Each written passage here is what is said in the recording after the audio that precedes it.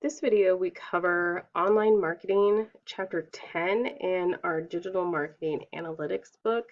Chapter 10 continues the customer service discussion that we've been having in our strategy book in the last few chapters 16, 17, and 18.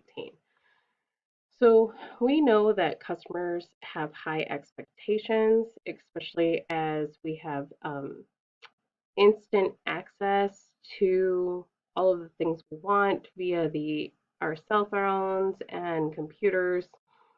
We have a lot of choices, almost unlimited choices of places to purchase items, of places to go for services. We really want companies to understand what we're looking for and deliver on those expectations. And that is also true with customer service. When we have a problem with a company or a brand or a product, we want to have swift customer service. So when we live in an omni-channel world is what the textbook says. And what the omni-channel is the customer experience across multiple channels, and that customers expect that that experience is going to be easy no matter which channel they pick. So multiple channels, they're your retail store, physical location, website, mobile app, social media. And so customer service and support should exist across multiple channels. Now, much like anything else, it's impossible to cover all channels and cover all channels well, unless you have a very, very large marketing team and marketing budget.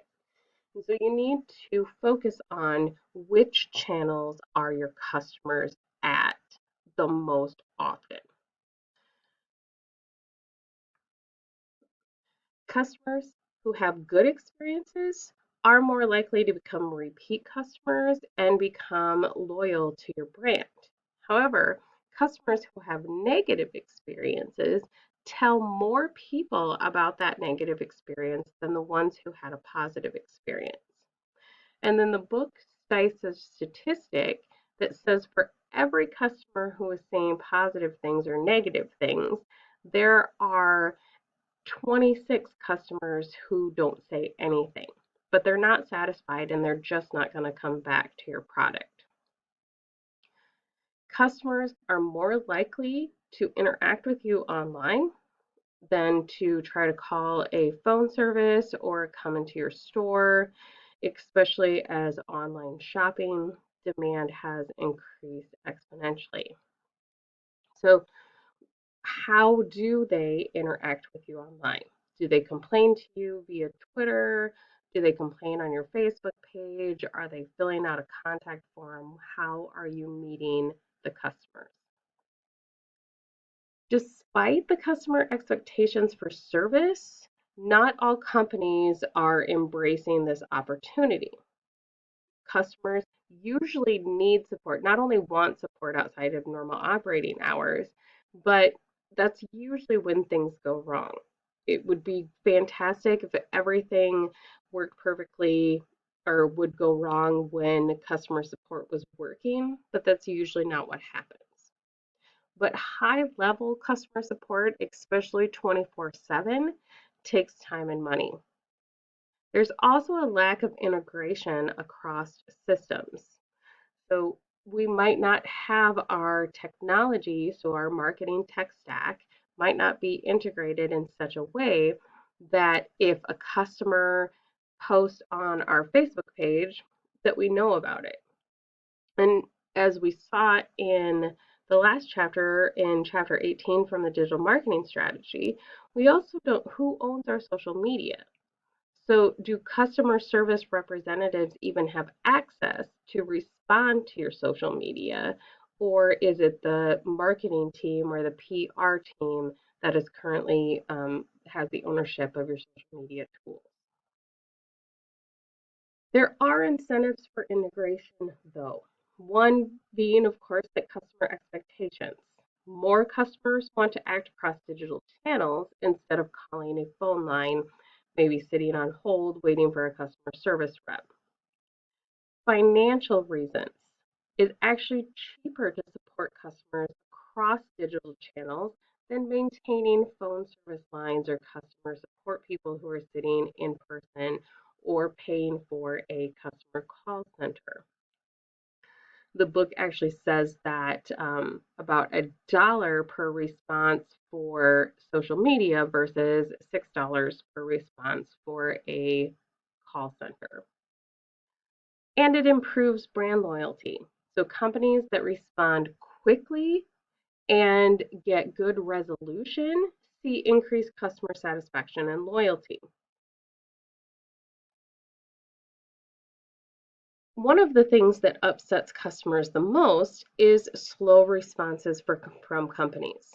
And some of the primary reasons that companies are slow to respond are that they can't find the answer. The customer service rep is having a problem finding the right answer, or they're waiting for information from other people within the organization in order to answer.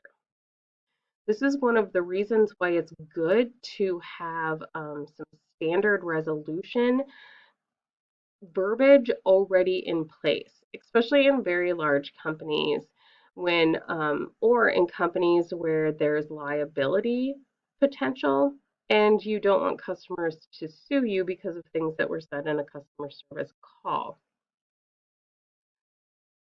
The tools for engaging customers can be difficult to use.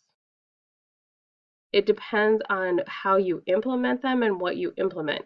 If you have a chat box and they're interacting with you via chat, that's really not a very difficult tool to use. And then probably most likely is the lack of resources or time and money. Not every business can support a 24/7 customer service line, and you really don't have to. As long as you are doing prompt attention, not waiting 3 to 5 days, it's okay sometimes if a customer sits and waits for a couple of hours in most instances. So, of course, like any other tool, any other thing that we're doing in marketing, we have to understand our customer to make sure that we're choosing the right content, the right tool, the right platform in order to reach them.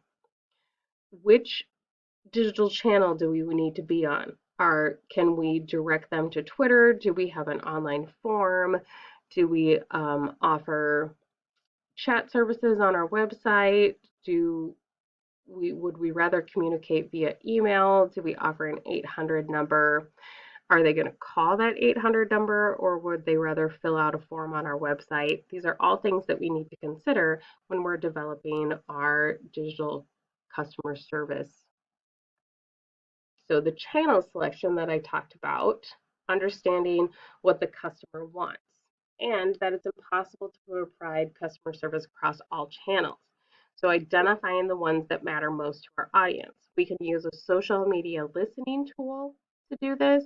So we can listen and see where customers are most likely to complain on social media, and then we can set up customer service to be able to respond to those complaints. To personalize the customer experience, we want to use a customer relationship management tool or a CRM. This tracks information about our customer and interactions with their company. This includes complaints. So if they fill out a form on our website complaining about something, or they post on our social media channel, if we have a properly integrated CRM system that is connected to our social media channels, your CRM system should always be connected to your email and web forms. That's a given, but you should also try to integrate it with social media channels. Then all of that information is stored within your CRM.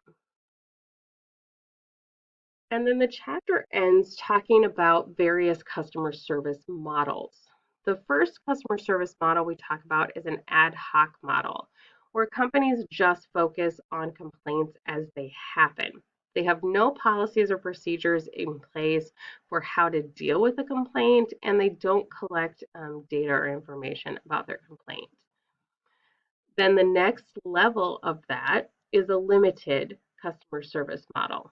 So we do have some policies and procedures, but we still lack integration across all of our tools. And then the highest level of customer service is a formal customer service model where we have full support of all products and services. We have dedicated customer service people. We have dedicated processes and procedures of how to respond to people, a full integration of tools, and we also have plans created for various scenarios. So next week, we're going to talk about creating plans for crisis management. So when things go wrong, to talk about how to create those plans for various scenarios when we're providing customer service. And that is the end of chapter 10 from Digital Analytics.